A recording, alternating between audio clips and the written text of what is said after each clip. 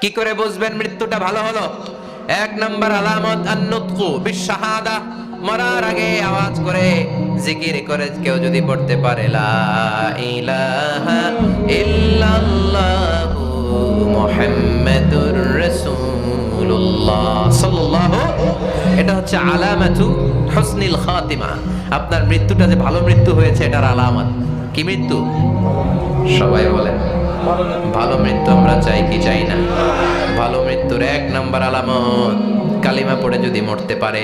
বিশ্বনবী বলেন মান কানা আখিরু কালামিহি লা ইলাহা ইল্লাল্লাহ, যে ব্যক্তির সর্বশেষ কথাটা হবে, বাক্যটা হবে লা ইলাহা ইল্লাল্লাহ, দাখালাল জান্নাহ, সে জান্নাতি হয়ে যাবে।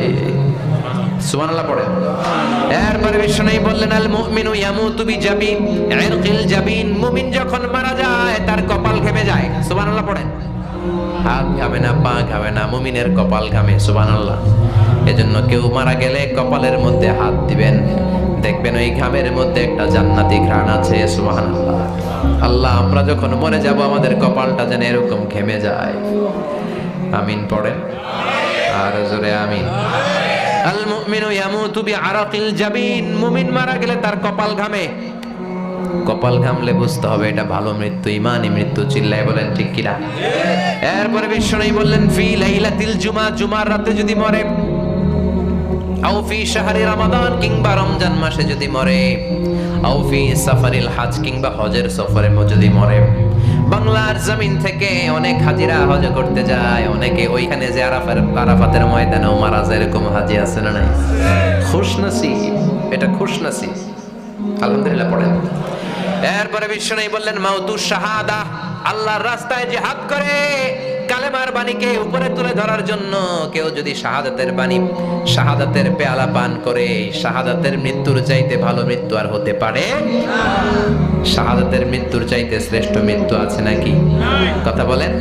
আমরা শহীদ হতে চাই কি চাই না? আমাকে শহীদ করে ওই মিছিলে শামিল করে নিও, আমাকে শহীদ করে সেই মিছিলে শামিল করে নিও, যে মিছিলের নেতা মীর হামজা, খোবায়েবে খাব্বাব, আল্লাহর কাছে তারা অতি প্রিয়, শামিল করে নিও, আমাকে শহীদ করে সেই মিছিলে শামিল করে নিও। পড়েন আমিন। শাহাদাতের তামান্না যেই মুমিনের অন্তর নাই, অন্তরের ভেতরে নাই, ওই লোক কি মুমিন হতে পারে নাকি?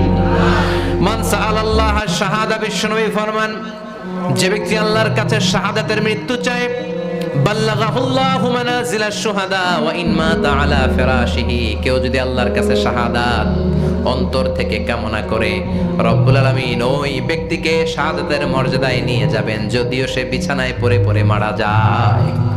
বিছানায় পড়ে মারা গেছেন, কিন্তু অন্তরে কামনা ছিল আল্লাহ আমার তুমি শহীদ হিসেবে কবুল করো। শহীদদের কাতারে আপনারা দাঁড় করায় দিবে কে? ওমর ফারুক বলতেন আল্লাহুম্মা রযুকনা শাহাদাতান ফি সাবিলিক, ও আল্লাহ আপনি আমারে আপনার রাস্তায় শহীদ হিসেবে কবুল করেন।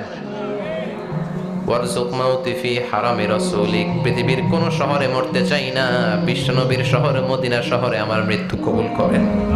এরপর বিশ্বনবী বললেন মুরাবিতান ফি সাবিলিল্লাহ, মুসলিম রাষ্ট্রের পাহারা দেয় যারা বর্ডার গার্ড।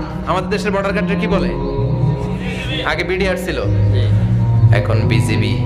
আমার বিজিবির ভাইয়েরা না খেয়ে না পড়ে শীতের রাতে দেশ পাহারা দেয়। বিএসএফ এর গুলিতে যদি মারা যায় এটা শহীদ। সুবহানাল্লাহ। এর চেয়ে শ্রেষ্ঠ মৃত্যু আর হতে পারে? এরপর আল মাউতু আলা আমালিন সালেহ, কোন ভালো কাজের উপর মরণ। নামাজে সেজদা দিয়েছে, সেজদা অবস্থায় অনেকে চলে যায়, এরকম আছে না নাই? তাহাজ্জুদের যায় নামাজে মরণ দিও প্রভু আমায়, একামতে দিনের কাজে কবুল করে নিও আমায়। পড়েন আমিন। তাহাজ্জুদের যায় নামাজে যেন আমাদের মরণ হয়। পড়েন আমিন। রোজা অবস্থায় মারা যাওয়া, নেক আমল অবস্থায় মারা যাওয়া, এগুলো হচ্ছে আলামাত হুসনিল খাতিমা। আপনার শেষটা, বিদায়টা, মৃত্যুটা যে ভালো হয়েছে তার আলামত। আল্লাহ এই যে কথাগুলো বললাম শ্রেষ্ঠ শ্রেষ্ঠ মৃত্যু, আমাদের মৃত্যুগুলো ওই রকম করে দিও, চিৎকার করে পড়েন আমিন।